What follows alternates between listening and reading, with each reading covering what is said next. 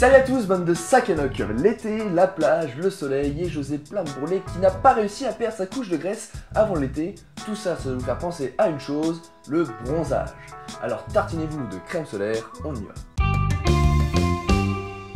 Alors, quand on cherche une définition du bronzage, on peut par exemple tomber sur coloration plus sombre que prend la peau sous l'effet de l'exposition au soleil. Bon, ça c'est facile, tout le monde le sait, et vous savez sans doute aussi que la peau fait ça pour se protéger. Mais pour se protéger de quoi au juste? Eh bien déjà, pour comprendre tout ça, il faut savoir de quoi notre peau est faite. En gros, on a trois couches. On a l'hypoderme en profondeur, le derme entre les deux, et l'épiderme en surface, et c'est lui qui va nous intéresser. Cet épiderme est constitué de fines couches de cellules qu'on appelle des kératinocytes. Ils forment la majeure partie de la surface de la peau, et bon, je pense que jusque là, ça va. À la base de l'épiderme, il existe des cellules entre les kératinocytes que l'on nomme des mélanocytes. Ces cellules ont la capacité de produire des mélanosomes, ce sont en gros des grains colorés qui vont venir donner la couleur de notre peau, de nos poils et de nos cheveux.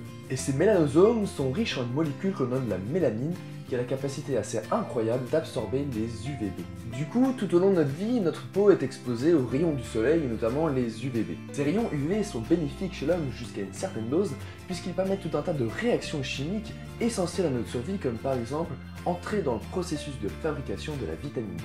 Bon, même si celle-ci peut être apportée par l'alimentation, mais ça c'est une autre histoire. Cependant, comme toute chose en excès, les UVB en trop peuvent nuire à notre corps, et notamment à l'ADN des cellules de notre peau. C'est la raison pour laquelle, lorsque notre peau est exposée au soleil, les mélanocytes vont produire plus de mélanosomes afin de protéger l'épiderme. Ils jouent donc en gros le rôle de bouclier. Plus on est exposé au soleil, plus les mélanocytes produisent des mélanosomes, et plus on est bronzé.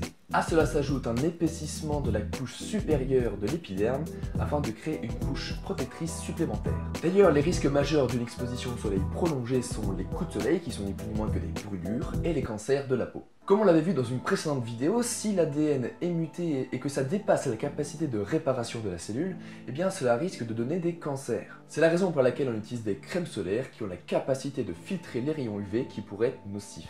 Et pour finir sur une petite partie intéressante, il existe d'autres moyens que le soleil pour nous permettre de bronzer naturellement. Par exemple, les oestrogènes largement présents au cours de la grossesse vont faire tout un tas de réactions compliquées menant à une augmentation du taux de mélanine.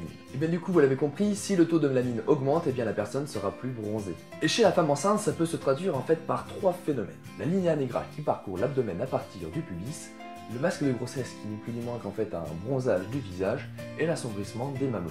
Comme quoi le corps est quand même quelque chose d'assez fascinant. Et bien c'est là-dessus que se termine cette vidéo, j'espère qu'elle vous aura plu. Si c'est le cas, n'hésitez pas à laisser la petite seringue bleue en dessous de la vidéo et abonnez-vous. Quant à moi, je vous dis à très bientôt pour une prochaine vidéo.